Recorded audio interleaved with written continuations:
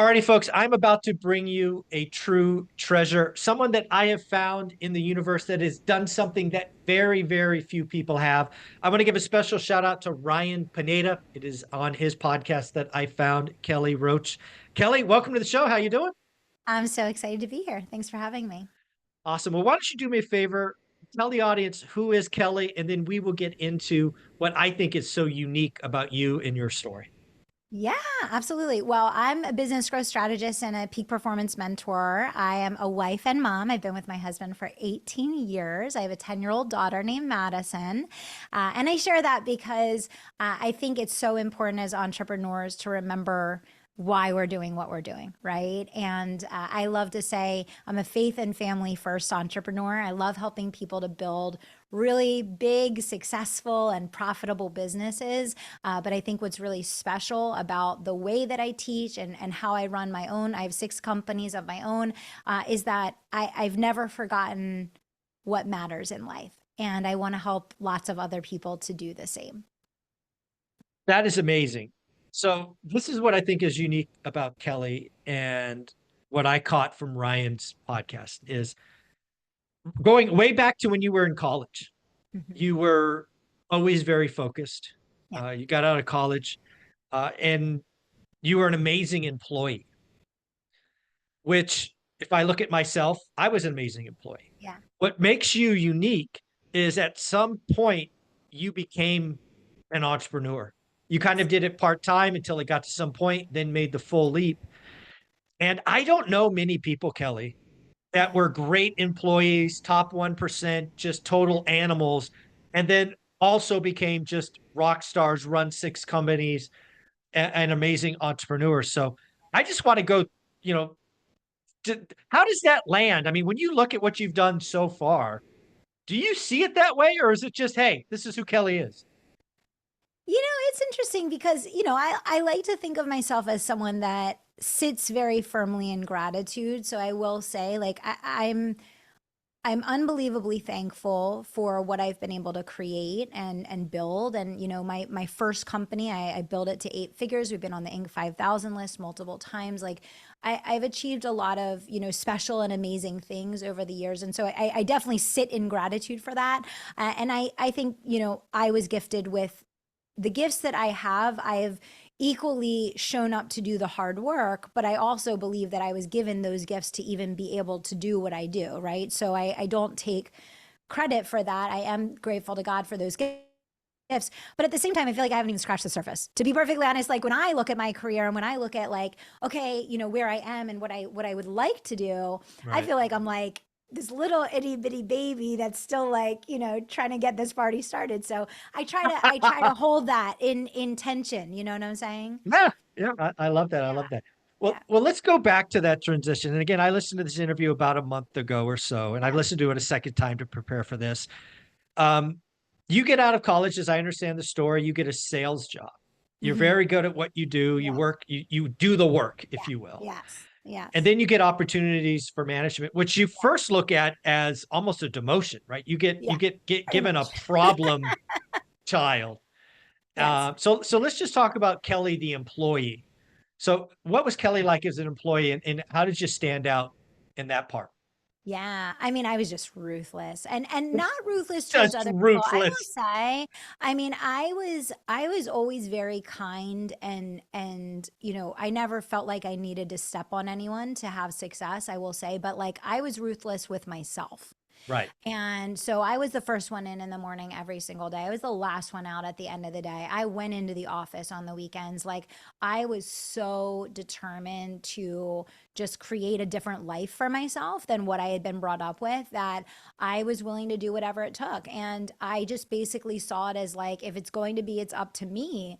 And so, I just wanted to learn as much as I could, do as much as I could, contribute as much as I could, and see how fast I could create change, create positive change in my life. I think like I grew up in a house where my parents were constantly arguing about the bills and how we were going to pay the bills and how we were going to pay school tuition and how we were going to go grocery shop, and it was never ending. It was like, it Right. was a record that was on repeat every day of my life. And I was like, you know, here's the deal, right?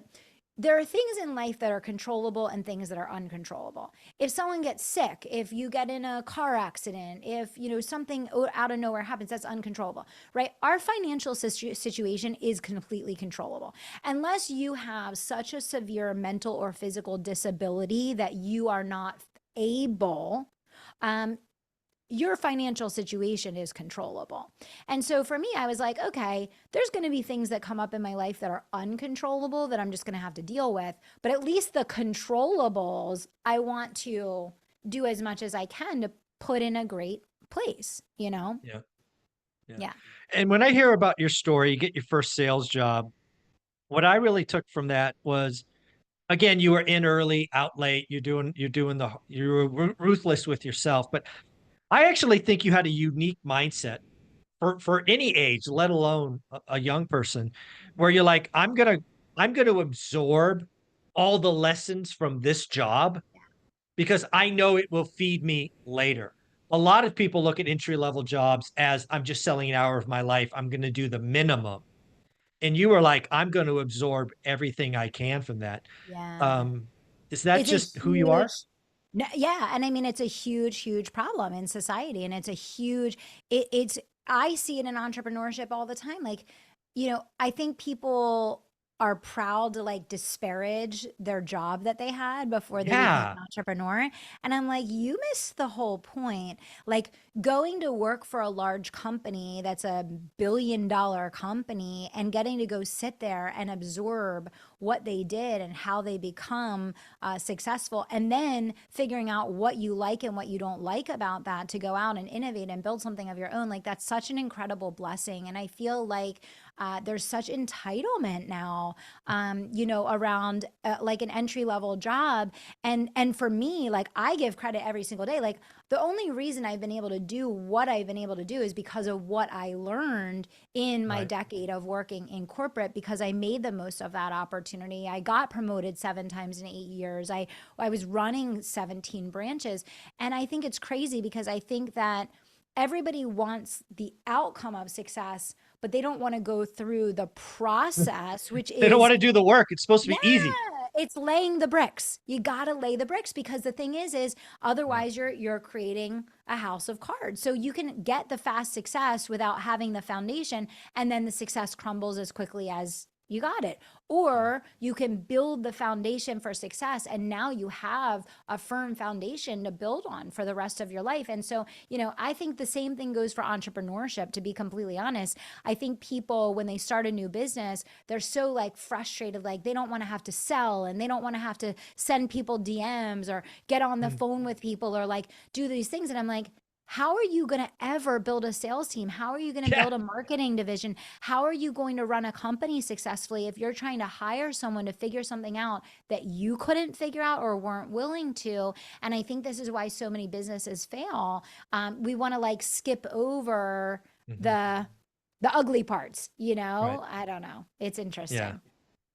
So I was in sales for 25 plus years. We had comp plans in software that were either Yeah. 60/40 or 50/50, right? Uh-huh. Comp versus base, just so the audience keeps up with us. When you came out of school, did you have a similar comp plan or was it kind of different?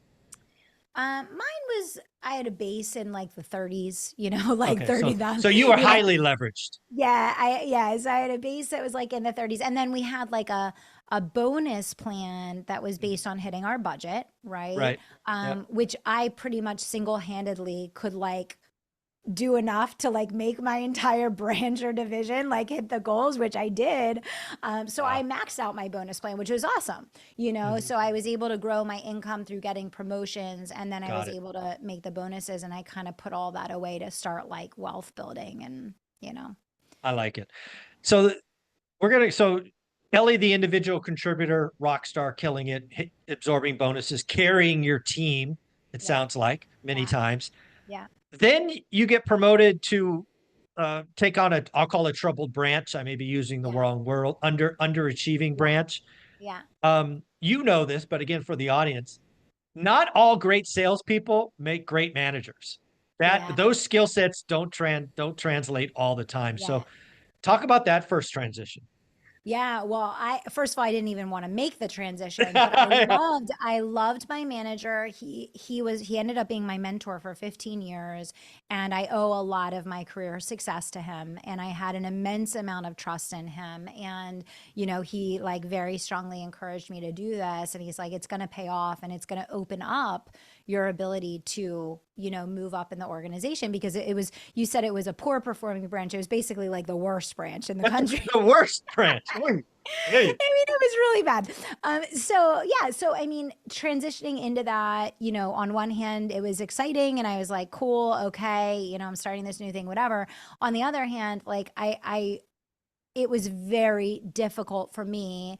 I think I was 21 years old, to have the patience. I'm Mm, used to moving at this like speed of light, right? And so yeah. now I'm like hiring brand new people. I'm firing, the old, that were in the branch before. You're going through this process. It's so slow. It's so Oh, arduous. The turnaround, like, and so it was just like, it was a great exercise in patience and maturity, and um, you know, eh, not having instant gratification, and it was one of those things where it was like a leap of faith for me, because I was like, I'm really taking a step back from like what's working well for me and taking a risk going over here. But the payoff is now I'm going to get visibility from a company standpoint to be able to right. show like, what I can do. So it was a rocky road. Definitely. I didn't have a lot of patience for people in the beginning, and I had to learn, what's the difference between a manager and a leader,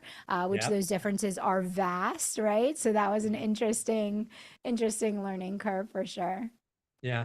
And it's really interesting because I think that transition really plays with being an entrepreneur. Maybe I'm wrong, but being an individual contributor who has their own comp plan, it's kind of like I work, I eat, right? I eat what Yeah. I kill, if you will. But going on to be a manager where you're responsible for 6, 7 individuals, they're all at different skill levels, different Oh yeah. experience. Some have to be fired, some have to be hired. That's yeah, that's a It's a different totally game. different skill set. Yeah, and Yeah. what's so interesting is I see that transition. A lot of people in the world of entrepreneurship really struggle with that transition, right? Because they've become so reliant on themselves as a producer, and then they never quite make the transition to going from getting results to getting results through others, and then they're like, I've Mm. built myself a jail, because if I stop, the business stops. And so I wrote a book about it, actually, because when I got into the entrepreneurial world, I realized like, holy crap, there's no resources to Yeah. teach entrepreneurs how to build a winning team. And this is a huge problem, because entrepreneurs think that they're coming into entrepreneurship and they're going to have freedom and they're going to have all this time and money and it's going to be so fun, right? And Yeah. then they get in here and they're like, what is this? I'm working 80 hours a week. I'm doing it all. I can never take a break. I can never take a vacation. And the answer to that is building a winning team. Absolutely. And a lot of people think building a winning team is like, I'm going to go hire some people and then they're going to Mm. do it. And nah, it's No, not, not right? that. It's Yeah. it's becoming a great leader. It's becoming an extraordinary leader that inspires people, that casts vision, that cultivates talent, that empowers people to want to lead within your organization. So it's a whole different skill set, but it's so fulfilling. Yeah. It goes from being very, very frustrating to being very, very fulfilling. You just have to stick with it long enough to cross the bridge and invest in learning the skills, because it is a totally different skill set, you know? Yeah. So did I hear earlier you were quote unquote an employee? Was it for 8 to 10 years, something like that? Yeah. Over 10 years. Yeah. So let's call it 10 years Yeah. for between friends. Yeah. At what point of that journey did Kelly start to think about being an entrepreneur? Or perhaps that Yeah. whole journey you thought maybe you were an entrepreneur? No, I mean, my goal was not to be an entrepreneur. My goal was to be a corporate executive. I was going to make a lot of money, and I Mm, was going to sit in the boardroom, and I was going to do all the things, yep. planes and trains and, all of that. And All then that. I experienced all of that, and I was like, yeah, no, no, this is not life. Not for I'm me. not doing this. And a big thing for me though was I was making this one company millions of dollars, and I got to the point where fulfillment in the impact of what I was doing moved up, because Yeah. it's like there's a hierarchy of needs, right? When I was first building my career, it was all about how do I create financial freedom? How do I, have success, learn skills, blah, blah, blah. But as you climb that and you're like, now you have financial freedom. And now you're like, I want to have a life. I want to impact people. I Mm, want to self-actualize. I want to do work that matters, and that was when I kind of realized I was probably at least 8 years in, before I even thought about, yeah. starting my own business. And for me, like the fulfillment piece was like a huge, huge part of that. And then also, let's be honest. So I work for a publicly traded company. They're on the stock market, which means that like the CEO salaries are publicly, Yep. accessible. And I looked up the CEO's salary, of the US, and I was like, I can easily make that in my own business, which I have, and I do make more than that. And so I was like, yeah, I'm not, she's traveling 44 weeks a year. Yeah. I was No. like, I'm not signing up for that life. So it was, it was a lot of things. But no, it wasn't my initial intention, but it became clear to me over time that Yeah. I wasn't going to get to the life, that I wanted to working for someone else. I needed to go out and do the work and create it. Yeah. It's funny. I had a similar aha moment. You're individual contributor, your first line, your second line, and Bob gets pretty good second line manager of a billion-dollar software company. But then you kind of look up at the people above you, right? You're only one or two rungs away from the CEO job, Yeah. and you look at. I looked at those individuals, and Kelly, there was nothing about their life I wanted. Nothing. No, Too that much was me. travel, too much stress, unhealthy, addicted to too much stuff, on their second or third Yep. marriage, have a Exactly. side piece. I mean, it's like, what? I don't want any Yeah. of that. Yeah. Oh, yeah, Exactly. Exactly. Yeah. crazy. All right, so you have this moment, you start thinking about it at year 8. Did you go through lots of potential, what may started as a side hustle and then you found your main hustle, or how was that I transition? No, I mean, I did kind of think about different things, but I never actually started anything until I started my actual first business, which is I Okay. still have today. It's called the Business Advisory. It's a coaching and consulting company for entrepreneurs. And I started off doing sales training, for smaller businesses because that's really, I had built this just exceptional track Right. record in this. And I was like, if I taught this to small businesses, like this would change the game for people, right? So I kind of started that way. And then it expanded out because it became very clear very quickly that like sales was not an isolated singular problem, right? Yeah. It Yeah. was it was more than that. And so then, it merged. But yeah, so I didn't start until I really started. And you mentioned this earlier. I started as a side hustle. I let my company know. Yeah. I let them know, and I said, you can fire me if you want, but this is what I'm doing, and I need to do this. And they were like, okay, and so I said, I'm going to keep my results. I'm going to keep my areas the top performing in the country. And when it's not working out anymore, you let me know. But I was good with that. I was at the point Yep. where I was like, this is what I'm doing with my life. And I still loved the work that I was doing. I just I just knew that it was not Yeah. It was time. and it wasn't the end game. Yeah. Yeah. There you go. Well, you mentioned you wrote a book and I failed to ask what the title was. What is the book? Oh, well, I wrote many books, but the book Oh, about team that I was talking about is called, Bigger Than You, and it's called Bigger Than You: The Entrepreneur's Guide to Building an Unstoppable Dream Team.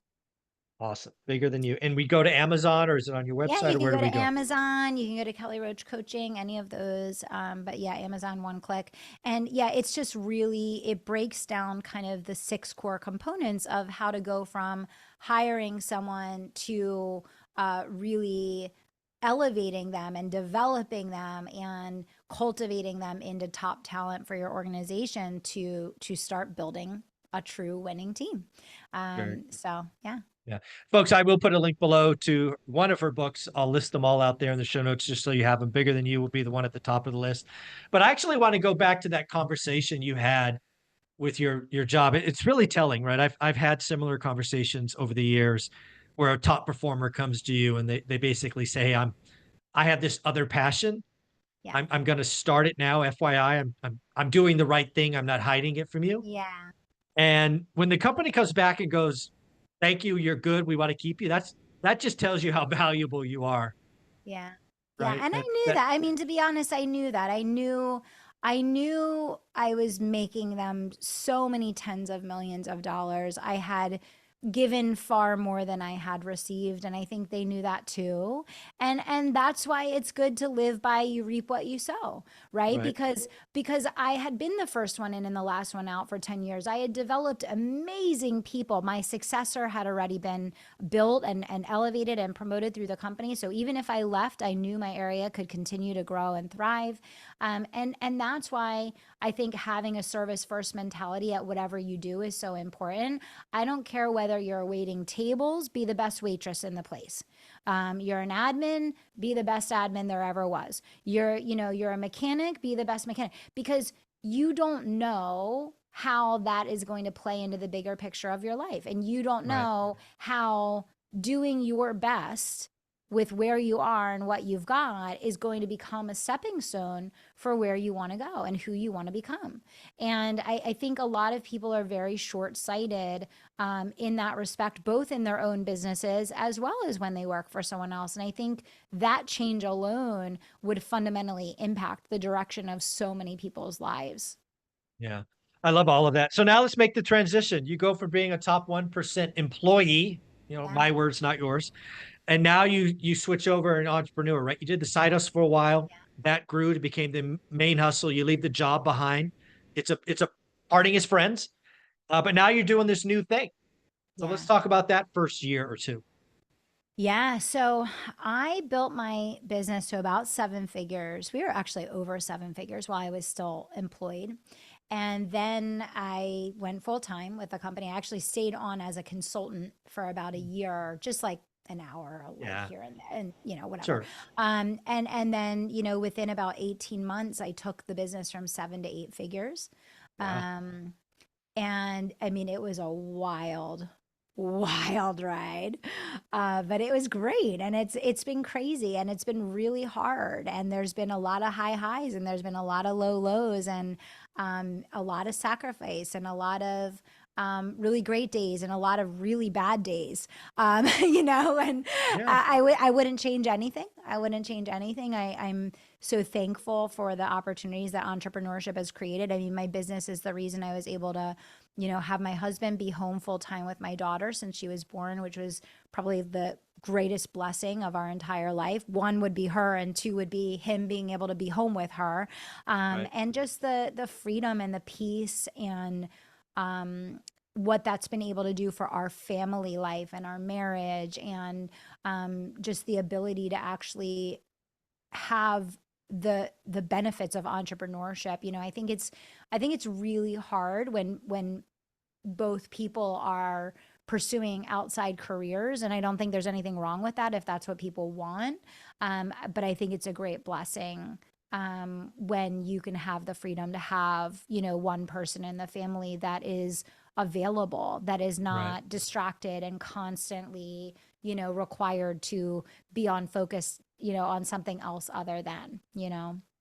Forgive me, I don't know in the timeline when Madison was born. Were you an employee or were you the I full-time entrepreneur? I was an employee and had my business. So you were This is okay, right at so the this end. was wild. So I had just like so I was so let's see. I started my business in 2012. I had Right. Madison in 2014.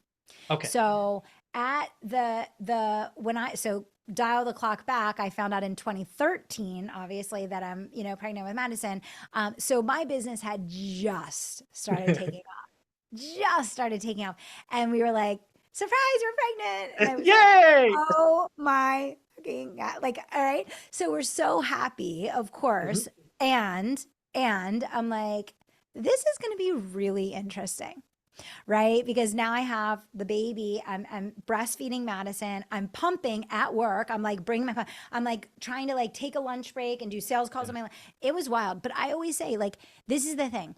Every time in life that you think something is your handicap, it's always the biggest blessing that is meant to be your catalyst. And I say that a million times over to people, because when I was starting my business, I think the first thing that I felt was this like little bit of victim mentality, like I don't have full time to focus on my business. You Mm. know, everybody else is working on their dream all day and I have to do this job and blah blah blah, you know, whatever. And what ended up happening was I learned how to build a business in a couple hours a day Mm. that could produce $1 million plus for my family, which meant that when I transitioned to becoming a full time entrepreneur, I never was that person that was working 80 hours a week as an entrepreneur. Right. I never was, because I had to learn how to prioritize. I had to learn how to focus. I had to narrow in what I was spending my time and energy on down to the things that really mattered and really moved the needle. And so now looking back on it, I'm so glad that I didn't have like carte blanche, like, oh, work 24 hours a day and, you know, Right. whatever, because I think that's the routine that a lot of people get in. But it's like, it actually doesn't take that to build a successful business. But I think a lot of people do that in avoidance of the real Yeah. work, to be perfectly Yeah. honest. Yeah. The effort will fill the time. Right. If Oh, you only have a 100%. couple hours. Yeah. It's That's it. exactly. That's it. So one of the things I'm just curious about, you obviously had a conversation with your husband at some point, maybe it was during pregnancy or Yeah. shortly thereafter about, hey, one of us is going to stay home. Yeah. And right now, when I look at the scoreboard, my number's bigger. Yeah. So how did that was it just an easy conversation? Did it make It sense? was. Was it? It was Okay. it was super easy. So we had actually been having that conversation like even before Okay. like as we were progressing in our relationship and had decided that we, you know, wanted to have a family, we were going to get married, all of these things, we had decided that one of us was going to be home. At the Okay. time, we were both in corporate jobs. So he was running health clubs, I was doing my thing, whatever. And we were both kind of like, you know, whatever, one of us will be home, right? Okay. But then by the time, you know, by the fast forward to when I was pregnant with Madison, when I got pregnant with Madison, he was doing the job and hated the job and was like could care less about the job, Yeah. and I was doing the job, but I had started the business and the business Right. was starting to take off and I was like, this is it, like this is what I want to Yeah. do with the rest of my life. I was super, so it was very easy for us. We were Yeah. like, let's go, this is it. Like Makes we sense. already knew that that was the path that we wanted to go, and he wasn't like holding on to that. He's also a musician. He writes and records his own music and he has been for forever and a day. And so for him, it was very easy for him to let go of the corporate job and be like, oh, I can like work Okay. more in my studio and have more flexibility and, you know, all of that. So, Yeah. yeah. So you were on your mission and he just had a job. So it was a Yeah. very easy. Yeah. I love that. I love that. Yeah. All right. So now you've done so many amazing things. Again, I don't know anybody in my circle or even my second circle that has done what you've done. So let's talk about going from your seven figures to an eight-figure business. Because again, like going from an employee to that first line manager, what gets you to 1 million ain't getting you to 10 million is my guess. Yeah. Yeah. Uh, People, right? So, you Mm. know, obviously I teach something called the live launch method, and we live launched our way from 7 to 8 figures. But a lot of people look at business and they look at business growth from a very one dimensional perspective and they think like, oh, you just have to figure out how to get enough clients. No, because what people don't understand is you'll lose the clients as fast as you got them. If you Mm. don't have the systems, the team, the operations, the leadership, all of those things. So it was fun and exciting. And it was also a very painful process because you go through, you know, when you're looking for leaders for your organization, which I'm very blessed, I have an unbelievable team, both leaders and producers in my company. But that was not a straight path. I went through a lot of the wrong people, a lot of Mhm. mishires. I was betrayed. I had people that did all sorts of crazy, horrible, like I went through all the things that everybody goes through, right? It's not unique to me. It's not woe is me. I'm fine. Yeah. Everything's fine. But I mean, I went through a lot in that process. And I 100% having done it know why most people will never make it there, Yeah. because the amount of emotional resilience that you have to get through, I'll call it like the iterations of like the things that don't work out on the path to things actually working out. Like so much doesn't work out. Like Mhm. 95% doesn't work out, right? And it's the ability to maintain that resilience and be like, okay, all right, we're still alive. We can do this. Like, okay, that didn't work. Like, let's fix it. Let's So, you pivot. know, Yeah. Yeah. For us, I would say the sales and marketing side was far easier because that's my strength. Sure. But even though I love managing people and I do consider myself a strong leader, when you're scaling people really fast, Oof. Yeah. I mean, it's a wild ride. There you It's go. a wild ride. Yeah. And then the other thing I took away from the end of Ryan's interview, I may have, this may be me interpreting. So if it's wrong, just tell me. But you, you've gotten to a point, it seems like, where you're like, you know what? I'm going to take my foot off the gas at least a little bit, right? You had been going 1,000 miles an hour forever, Yeah. but it seems to be at this point, you're like, you know what? I don't want to call it coast, but you're not going 1,000 miles an hour either. Is that fair? Yeah. Yeah. I mean, I think like for like if an average person witnessed what I'm doing, they would think I was going 1,000 miles an hour. Right. Like I'm still like I'm doing like, I'm launching, I'm doing podcasts, I'm doing that, right? But to me, like Yeah. from my own pace, like absolutely. Because the thing is I think one thing that has served me well is like I know when it's time to recognize Mm, that when you sacrifice and work so hard to make a dream come true, and then you're stupid enough to not recognize it and take the time to like enjoy it with the people that you love. mm. Madison's at such a critical age right now. Yeah. She's 10. 10. Like this is everything. I Right. agree. And we know it. And both my husband and I, like, we really, really deeply know that. And so for me, I'm just at a place where I'm like, I'm going to be doing this for the rest of my life. Like, Right. I don't need to make stupid short term decisions to take time away from my family or from, my health or whatever the case. Like I'm so much more, I would say, ruthless about like self-care and Mm, prayer and exercise and time with my family now than I am with like how fast are we growing. Because the other thing that I really learned, especially over the last like 3 4 years, I've seen so many people in the online space especially come and go, yeah. rise and fall. And it I took that warning shot like really seriously. And I feel like for me, I'm very focused on the long game. Like Mm, I'm very much looking at what I'm going to do over the next decade far more than what I'm going to do over the next 6 months. And I think you walk differently when yes. that's the case. You know what I mean? Hmm. Oh, absolutely. Yeah. Absolutely. I do have a question. And you're absolutely right. So you don't know me at all. We're just learning each other. My daughter's Yeah. 31, so she's on the other side, right? She's not Oh, 10. oh my And I God. got to tell you that 9 to 12-year-old, that little, that is like everything. It's everything. So everything. So, Yeah. I mean, the one thing I have very few regrets in life, but one of them is I didn't get enough hugs for my daughter, right? Or So once I upon a got time. some. I wish I had more, right? It's just I wish I Yeah. had more. Yeah. So get more. Go get another one for Madison. I But will. I am curious, when you step back and you think about Madison at 20 or 30, what do you hope she has learned from you and your husband? What do you hope she's Yeah. taken away from what you have? I think first and foremost just resilience, right? And I think she sees that from us. And I think resilience, I think mental toughness, I think morals and ethics. I take time with her every day to try and really instill in her like what it looks like and means to be like a quality human being.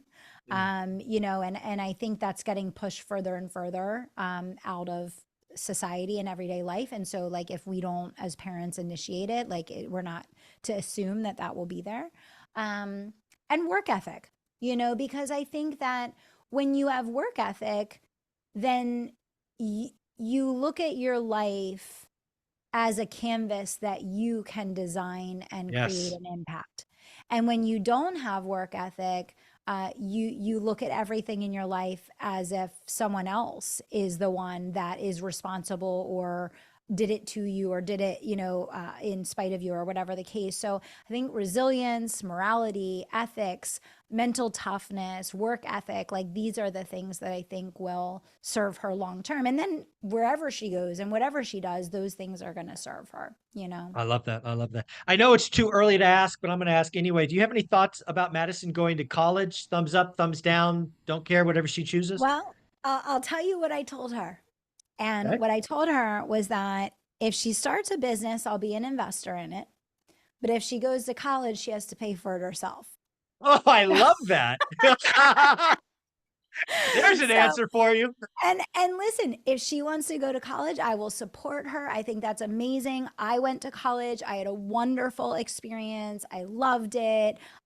My college experience really had nothing to do with going to class, and what I do in my business has nothing to do with anything that I learned. It was more of a social experiment. Mhm. But and I don't. I think that's wonderful if she decides to do that. But I think that there's like this disassociation with college debt now, with this loan Yep. forgiveness and all of that stuff. And I'm just not, I don't want to facilitate that mentality. Right. So yeah. I like it. I like it. I love that answer, by the way. I've never had that one. Like, Yeah. hey, I'll invest in your business, but if you're going to college, that's on you. Yeah. I Yeah. actually really love that answer. Yeah. Um, when you look at what's going on, we've talked about social media and we've Mhm. talked about people not doing the work and wanting stuff for Yeah. free. A lot of social media, my words, not yours, is get rich quick. It's Yes. easy. Yeah. Um, it's just not how the system works, right, Kelly?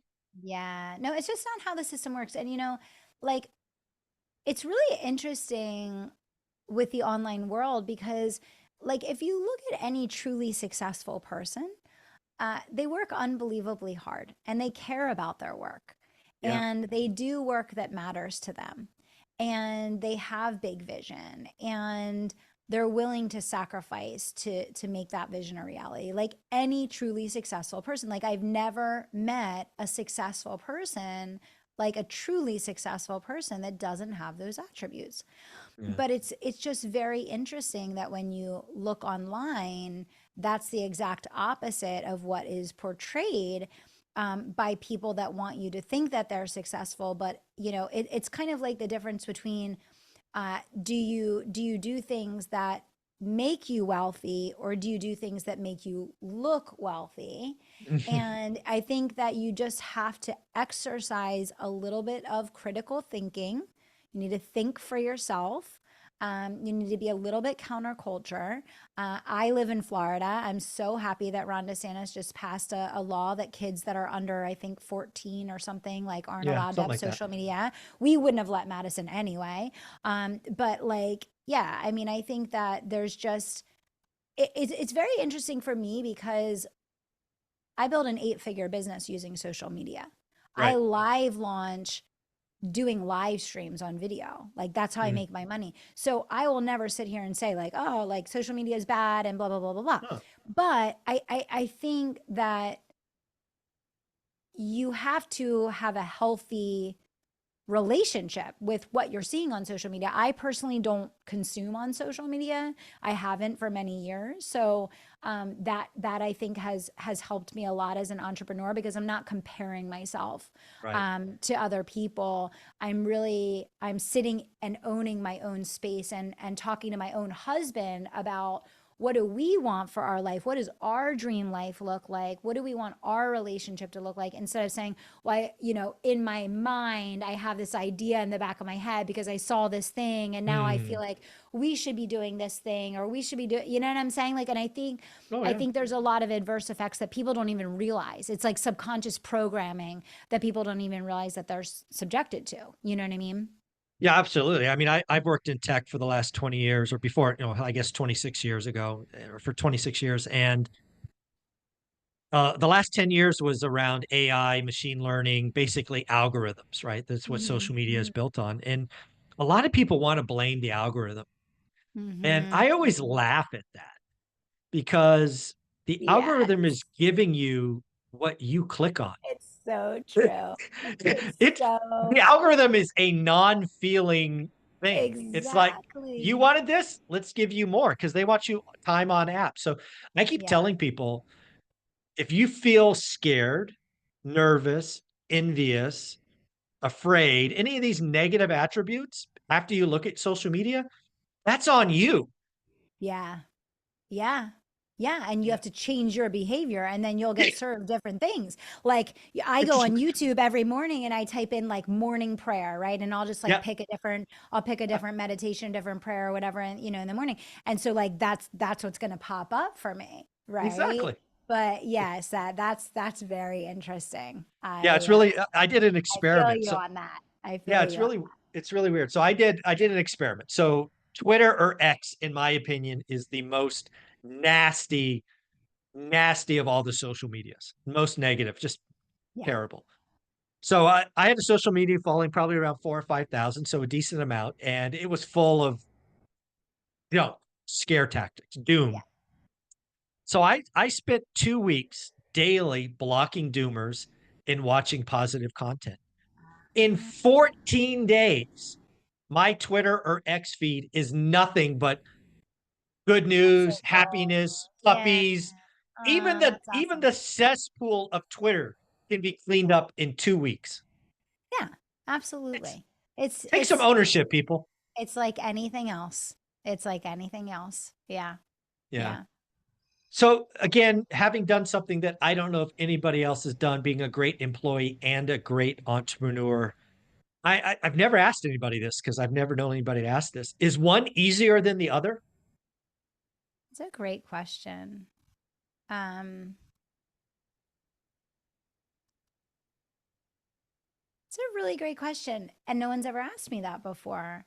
And I think what's interesting is, and maybe you're this way, but like for me, when I was an employee, like all the pressure that I felt was pretty much self-imposed Correct. because I wanted to get promoted. I wanted to get the bonus. I wanted to earn the income, all of those things. I think the hardest thing became for me as my business acumen grew and I wanted to become more entrepreneurial and I was Mm, working in that corporate environment, I started hitting those walls of like I couldn't grow anymore, which is why I had to leave. right. Um, I think there's different pressures. I think being an employee, you don't carry all the weight of the legal Yep. and the insurance and the payroll and like all of those stresses that you carry as a business owner. But you do carry the weight of being like under someone else's Yep. thumb, but then also still being accountable, which is a very strange, dynamic. I think they both have their pros and cons. I think that for some people, they belong as an employee. I think Mhm. for some people, they're great as an entrepreneur, be terrible employee. I wish for more people that they would find a way to bridge Yeah. in a I mean, positive way. maybe because you are who you are, you've seen lots of people kind of make that leap. Yeah, I am really scratching my head right now to yeah, think about people that I would call the top, because I know plenty of entrepreneurs that were employees, but to your yeah, point, they were horrible employees. yeah, They just yeah, were horrible, right? yeah, yeah, And I know some people that are okay entrepreneurs, like they can pay the bills, yeah, but they really should be employees, right? yeah, That's their natural skill, but yeah, you have the ability to do yeah. both. So, do you? What is it about Kelly? I mean, do you know what your superpower is? Like, if somebody were to ask you what Kelly's superpower is, what would you say your superpower is? I think a couple things. I think focus, definitely. Like I don't have bright shiny object syndrome, and I have a very large capacity.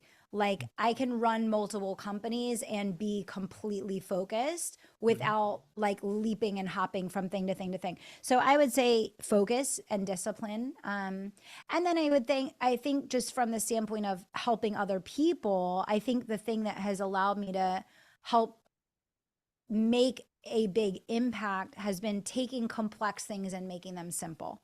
Like Mm. as a teacher, as a mentor, as a coach, my superpower is taking something that feels really overwhelming and complex and making it simple so that the average person can actually have success with something that might otherwise feel out of reach. Very, very cool. Well, this is a question that may go sideways on me because you are a CEO of 6 companies already. Yeah. I will share with you a bugaboo I have, and you can just tell me I'm wrong, which is totally Okay. cool.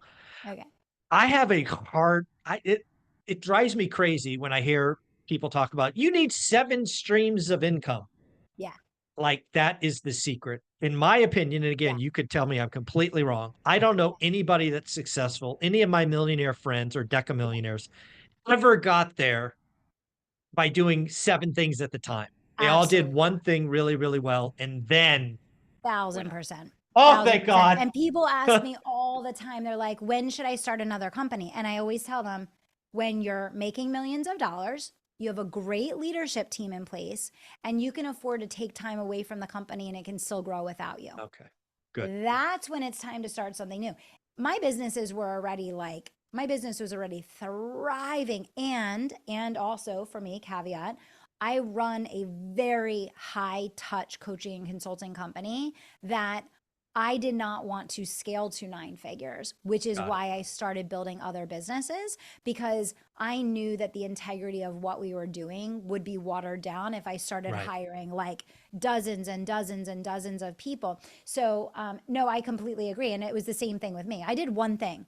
So, a lot of people ask me, like, taking my first company from 7 to 8 figures. We had one primary launch with one primary offer, and that's how we did that. Mm, And we only began really expanding and breaking things out when we started to see the law of diminishing returns, where so much of what we were doing was being wasted because it was only a fit for this 1%. And then we're like, right. let's build our own ecosystem, because otherwise we just have to send these people out other places anyway. Mm, But I completely agree with you. And I think that's a huge, again, the people that are teaching that haven't done it.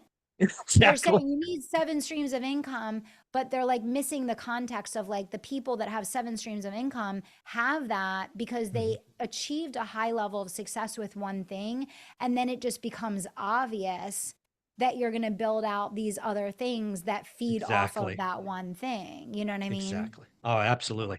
I actually did not know it was going to go that way. I thought you might Yeah. be the first one to disagree with me. So No, I totally very, agree. It's how very I cool. did it. Yeah, Yeah. absolutely.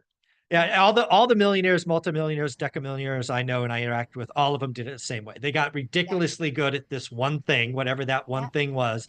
And then over time they branched out and they all kind of, Exactly. you can see the puzzle pieces. So Exactly. if somebody's watching this on my channel, they're excited about what you brought today, Kelly. Where can they go find out more about Kelly Roach and all the things that you have going on? Yeah, definitely. Well, I would say just check out the podcast. Like the best place to come and get to know me and learn from me and be a part of my world is the Kelly Roach Show. I release 2 new episodes every single week, over 1,000 episodes. So you could literally like Nice. build a business and grow it for free just listening to my free episodes. But yeah, and Kelly Roach Official on Instagram. If you want to come connect, drop in my inbox and say hello. There you go, folks. Do me a favor, reach out to her on Instagram, just say hi. Thank you for coming on One Rental at a Time. Let's give her some love for being here because she did not have to be here and she was amazing. Kelly, thank you so much. Thanks for having me. Yep.